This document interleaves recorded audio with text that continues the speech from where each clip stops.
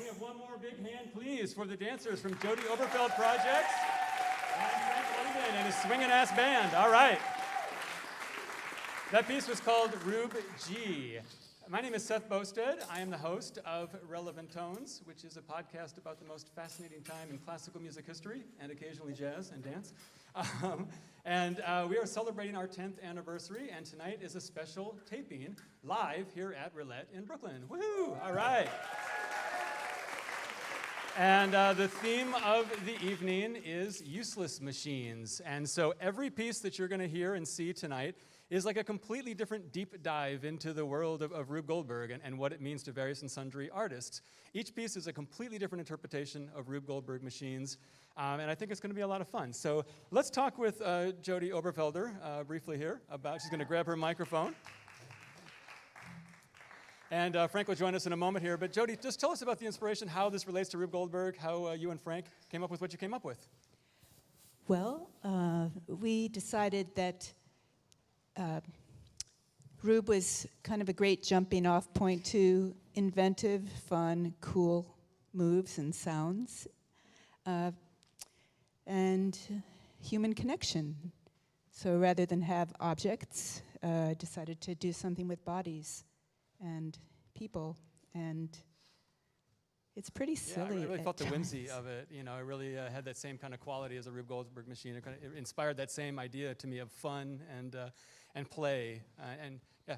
But also that everything is a reaction to something else that happens. Everything triggers something else, and it was in the. I have a feeling, I haven't heard the other pieces yet, but I have a feeling that Rube Goldberg, everyone thinks rhythmically because things sort of happen in rhythm and different sounds and everything is just, it's propulsive, it's fun, but it's got an intention, but the intention might be a little bit nebulous. And for Jody and I, and the fact that all the dancers, but that Mark plays trumpet, Jody wanted to have all of them play instruments. So it's just, just constant invention for no purpose except the joy of invention.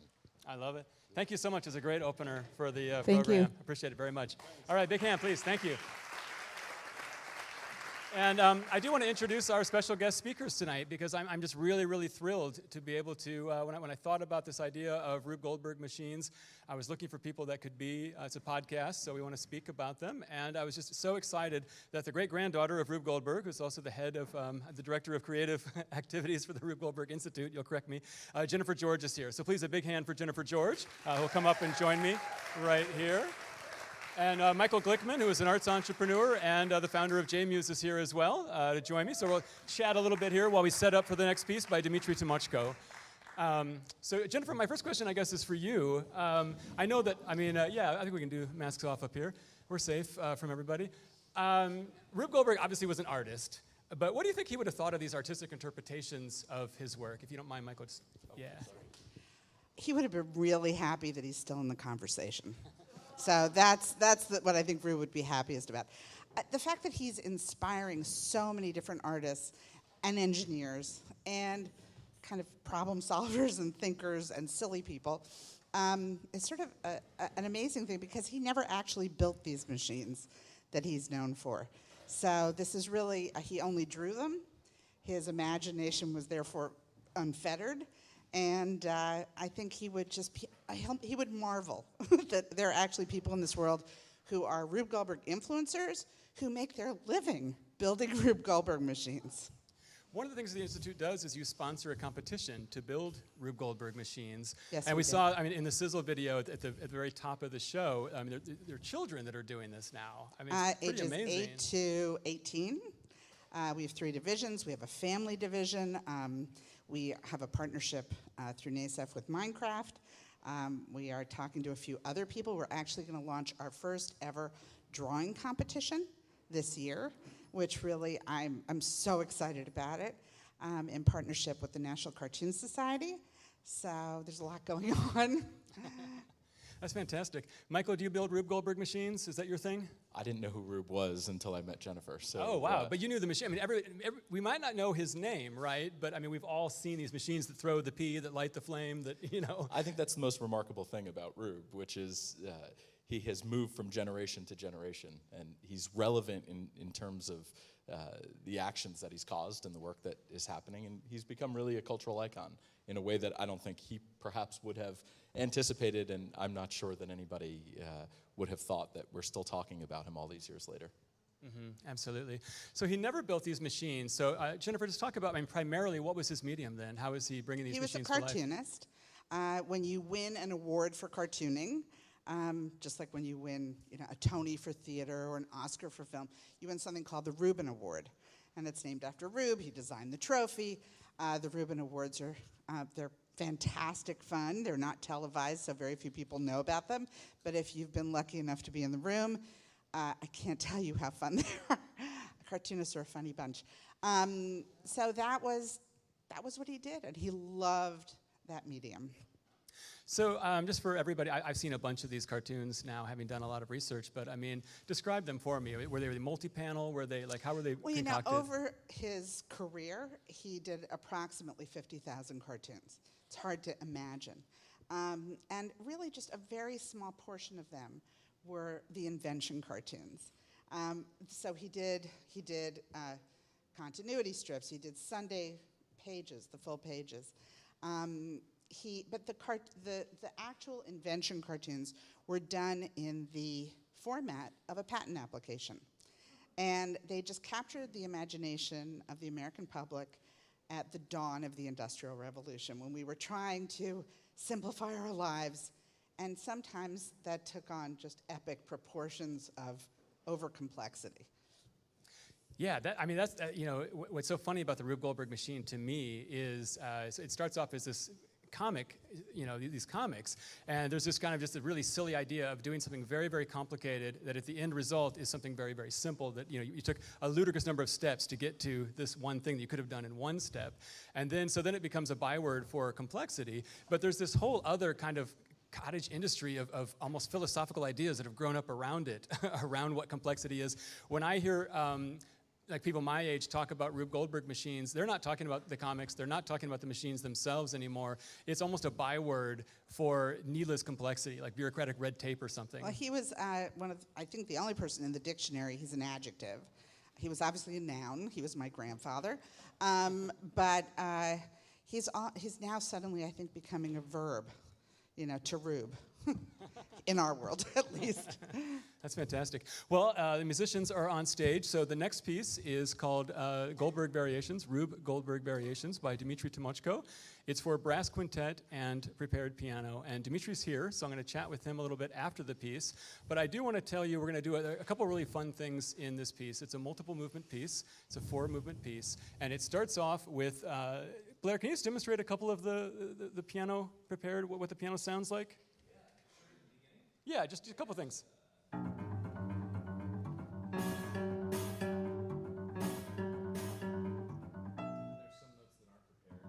Yeah, so the piano is prepared. There's a lot of things inside the piano creating those really fun, whimsical sounds. And as the piece progresses between each movement, he's taking them out, and it's becoming progressively more like a traditional piano. And because it takes him a minute to take the things out of the piano between the movements, we thought it would be fun to put a camera inside the piano so you can actually see what Blair is doing from a mechanical perspective. So we'll grab our seats and enjoy this piece by Dmitri Tymoczko called Rube Goldberg Variations. Blair McMillan on piano.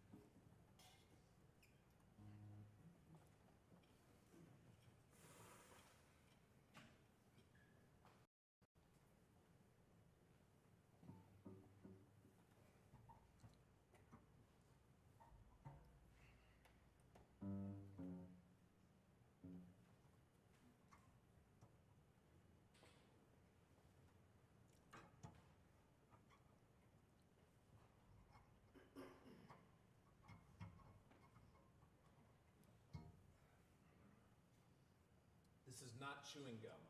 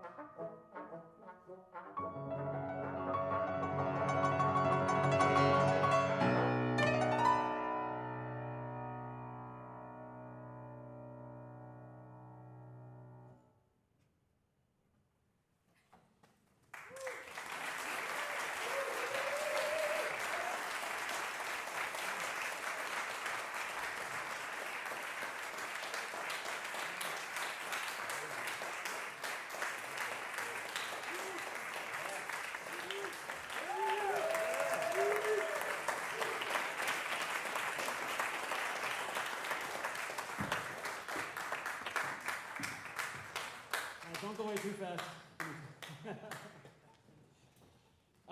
Another hand, please, for Dmitri Tymoczko, the Kings County Brass Band, and Blair McMillan on piano. Dmitri, you're a great composer, but that is not an easy piece. No, my big problem as a composer is my music is always too hard. But I think I've made a breakthrough recently, and I think I've convinced myself to become interested in simpler music. Okay, less complexity. I'm optimistic. I think if I play my own music, that will help. How did this come around? Oh, I see, yes.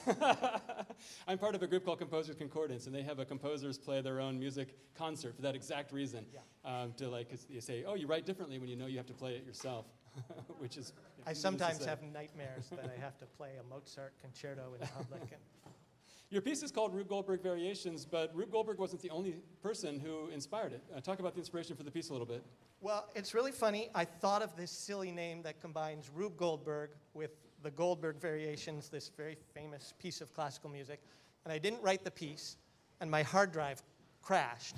And the tech guy who fixed my hard drive said, oh, while I was checking your files, I saw that you're a composer and you have this great idea for a piece, Rube Goldberg Variations. I want to hear that piece. And so that convinced me, I actually have to write this piece. And that's how it happened. All right, that's fantastic. And how does it relate to Rube? Well, obviously, I mean, one of the things about the brass band is it's synonymous with a kind of oompa sort of outdoor music. And I got asked to write a piece for a brass band, and I didn't want it to sound like that. And I thought, what would make the brass band sound least like a brass band? How about if they're playing with this monstrous piano that's been deformed by, and just the sound was so improbable that I thought that would cure my oompa tendencies, so that when the brass band finally starts doing that sort of thing, it feels like sort of this welcome change. Yeah, right. Well, thank you. It's a great piece. I appreciate it very much. Another hand, please, for Dmitri. Thank you so much. Thank you so much.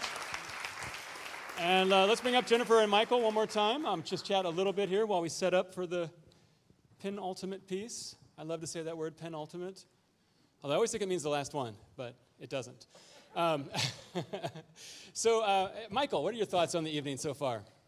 I'm just amazed at how the creativity has really run through dance and music and has just inspired a whole new genre of using Rube in different ways. It's really kind of, it's incredible. Congratulations. Yeah, and Jennifer, how about you?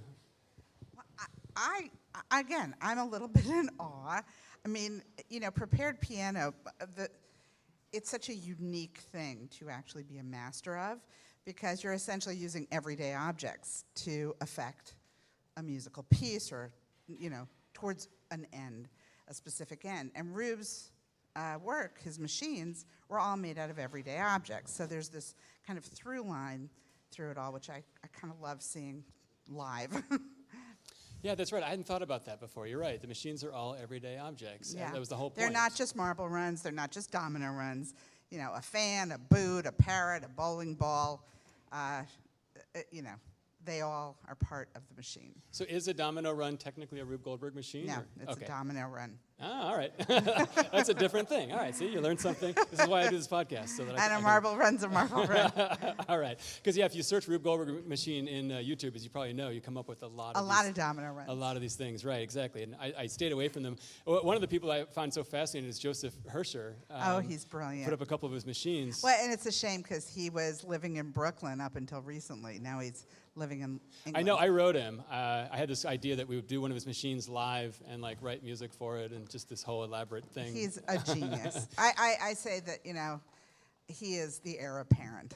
Mm-hmm. And it's very obvious. Yeah, I would check him out. Joseph's Machines. He builds these amazing, wonderful machines, Rube Goldberg machines. And more delightful person you couldn't meet, so yeah. it's exciting. So my piece is called, the next piece is mine. It's called Useless Machines for Thinking, Dreaming, Feeling, which is a little bit different take on the useless machine.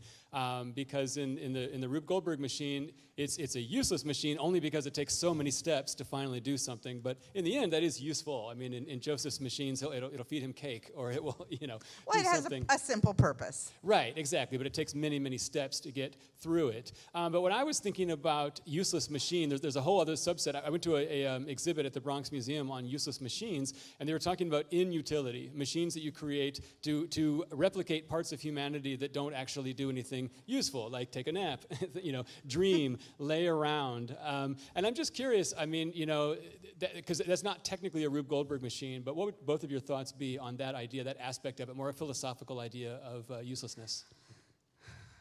Oh, Michael, I'm going to hand that one over to you.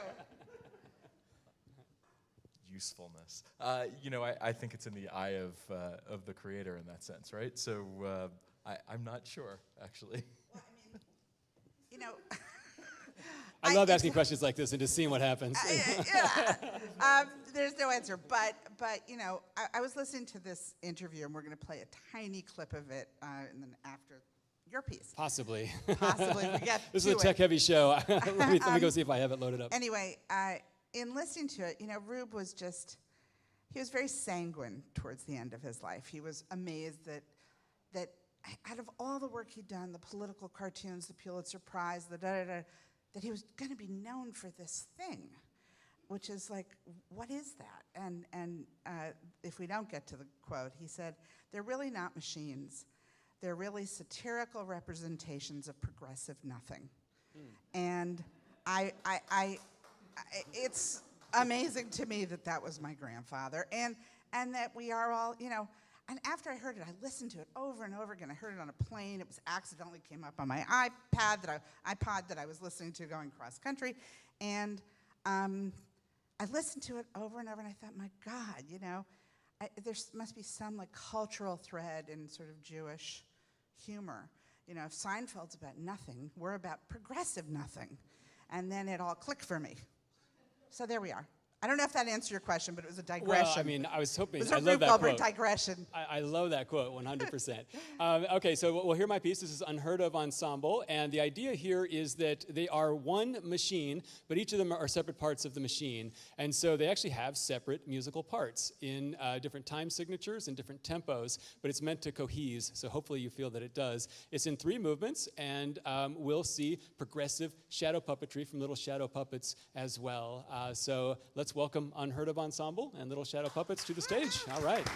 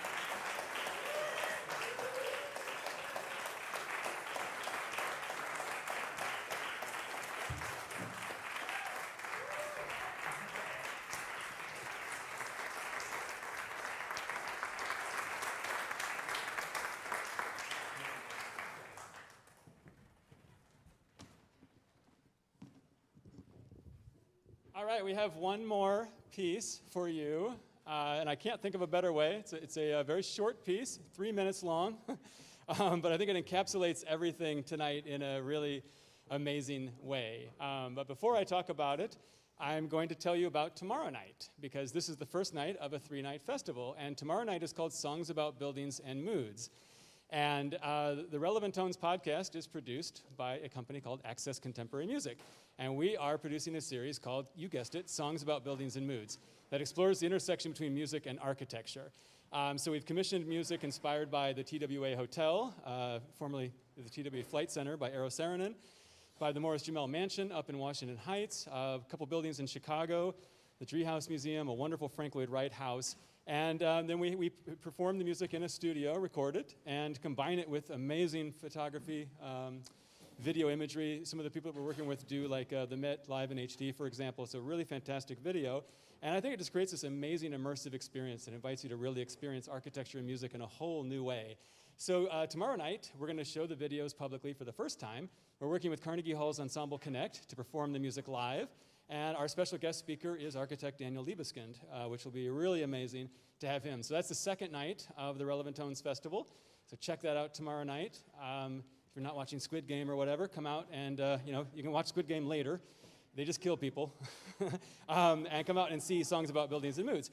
And then the third night on Saturday is Necessary Monsters. Carla Kihlstedt, who is a wonderful violinist, composer, and vocalist, has written a big piece inspired by Jorge Luis Borges's Encyclopedia of Monsters, and it's called Necessary Monsters. It's a fantastic piece. It's also the launch of her album of the same name. And so I'll talk with her and the poet, Raphael Osis, and also Stephen Asma, author of the book about monsters and the way that they manifest themselves in mythology, in psychology, all the ways that we carry these little monsters inside of our heads. And she has an all-star band for this. It's going to be really fantastic. So that's how we'll finish up the Relevant Tones Festival. I want to welcome Jennifer and Michael back one more time for a quick little chat. And then this piece has some big setup. If you know John Cage's Water Walk, that's a bathtub, ladies and gentlemen. Yeah. I don't get in it, thankfully. Thank you. You never know with John Cage what he's going to make you do. So I'm really glad I don't have to get into the bathtub. Jennifer, can we just talk a little bit more about the work that the Rube Goldberg Institute, I always forget I'm wearing my mask, the Rube Goldberg Institute does? And I know the mission is obviously to promote Rube Goldberg, but what else? Well, we're hoping to inspire a whole generation of problem solvers, critical thinkers, people who, I believe rules are meant for breaking. I actually think Rube thought that too. Think a little outside the box. Look at what's around you and how you can affect change with those things. We are very involved in STEM and STEAM with our competitions. We also have a large licensing program. So we usually have one task sponsor that I call it the single balloon in the Rube Goldberg parade. And so one year we had Apply a Band-Aid. It was sponsored by Johnson & Johnson. Another year it was Pour a Bowl of Cereal, and that means by General Mills. YKK was Zip a Zipper. And so every year we have a single host, single sponsor, and every machine in the competition has to complete that task. So it's just a wonderful synergy. And as you saw in the films that we were showing in the venue, you could see how much fun the kids are having. I've had testimonials from parents and teachers and just all across the board. We've been doing it since 1988, and we have just grown and grown and grown. I've been thinking about that because I watched many of the videos of the competition of the Rube Goldberg machines, and I mean, it just seems like people are getting better and better at building these machines. And I think about that because like athletes are getting better and better, at doing what they do. I was just watching football and they're saying, oh, these guys are gonna be able to make 70-yard field goal kicks soon. And in my field, musicians are getting better and better all the time. And so maybe, this is in Michael's realm or Jennifer's realm as a kind of cultural, philosophical thing, but why is that? I think it's because of the digital world we live in. I mean, YouTube changed the entire story at Rube Goldberg. We were able to reach sort of critical mass. People could, post their machines. Suddenly, he went from being sort of hashtagable to being viral. and then suddenly influencers showed up, and it was just this snowball. And now if you Google Rube Goldberg or Rube Goldberg machine, millions of results appear. So that was not possible before YouTube. And I think too, I mean, to a certain extent, you know, if you're building this machine and then you go online and see, say, Joseph Herscher's machine, you go, oh my God, I got to up my game, like a little bit. You do have to up your game when you're comparing yourself to him. Yeah, or you know, many of the people that are putting themselves on YouTube. Well, it's also hard. You know, our competitions, you have to like load your machine into the back of like your mom or dad's car. You know, it's hard if you're moving it around to get it to work every time. And the funny thing is, my grandfather didn't care if it worked or not. He just wanted to make you laugh. And when I tell that to people, it really concerns them. You know, they don't really know how to deal with that. But that's sort of what it was. That's great. That's fantastic. Michael, how did you get involved with the Institute? Jennifer and I got introduced through a mutual friend. Okay. And, 'Cause you have an arts management background. I mean, run museums and cultural institutions Okay. for the last 2 decades. And you're like, okay, I'm just going to make people laugh now with Rube Goldberg machines. I thought about how we create some meaningful impact.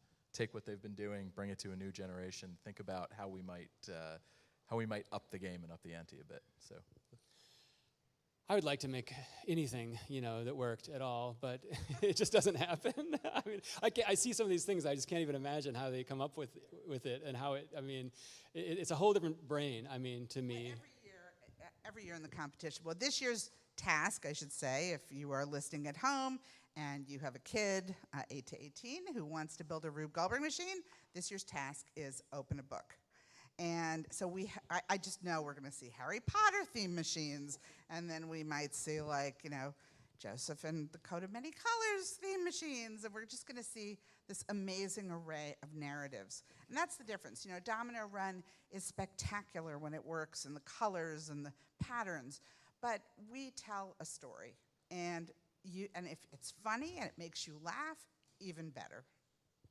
Fantastic. So the last piece on the program is called Water Walk by John Cage. Anybody know it? Anybody know this piece? How many people? Okay, great. Anybody have the score? Put it away. I don't want you watching the score while I do this.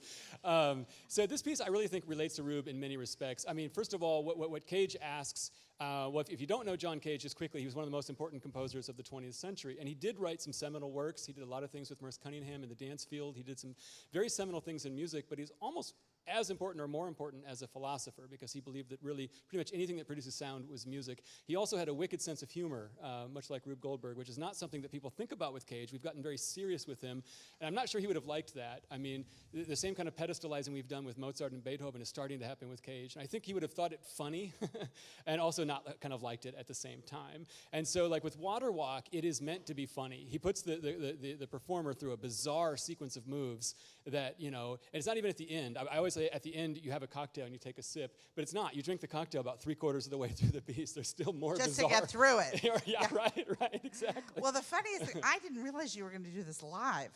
I thought we were going to watch the video, which I've seen 100 times.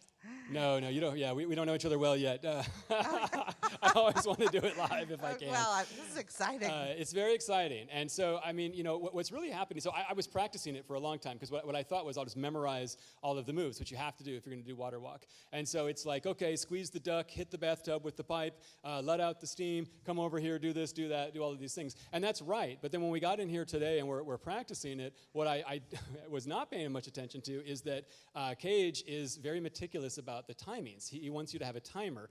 And if you watch, he's got a timer in his hand on the video, and everybody else has a timer. So thankfully, I want to really thank, speaking of which, David Wetzel here is our technical director for Access Contemporary Music. Thank you.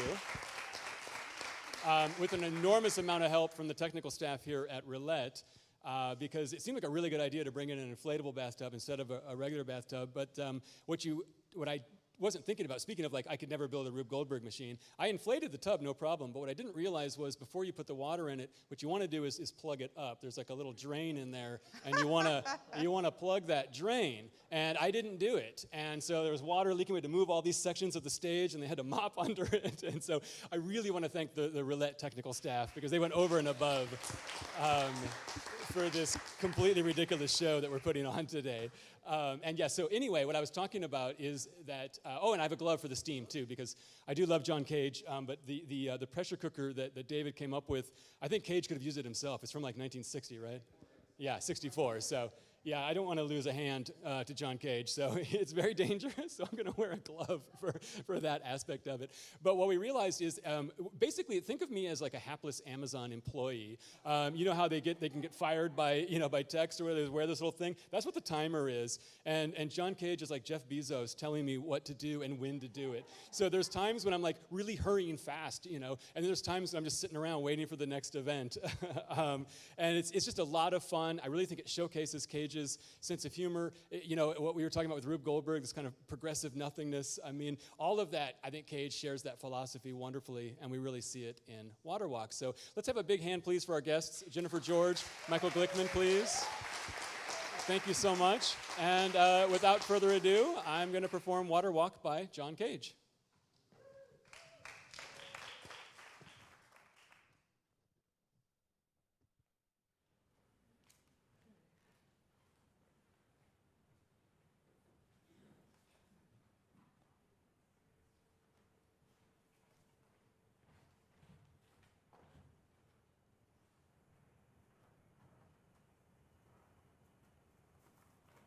Cooking? Almost. Oh, that's not good. We need more steam. It's almost. Okay. Getting close. When this pops up, we're ready. All right.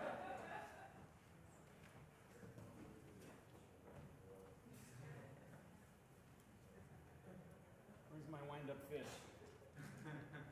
All right. Have to make sure all my stuff's in the right place because you only have so much time to do everything. And if I screw it up, Cage gets very mad.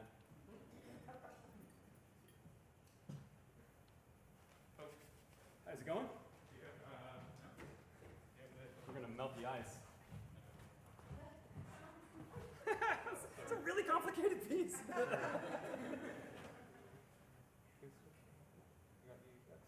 Everybody else who does it never does it as part of a larger program, and now you see why. Like, this is completely insane. Usually you just do it, and then everybody has some drinks, and you go home. Okay, I'm gonna open this up already, so I don't have a lot of time to do that. All right, here we go. We're good. This phone is now gonna tell me what to do for 3 minutes.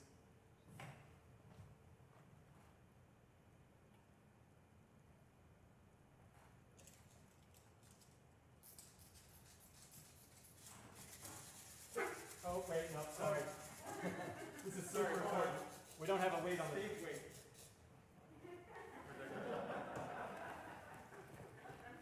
There we go. Okay, sorry, false alarm. Well, because the fish is just flopping around in there. It's not making any noise. That's no good. Okay.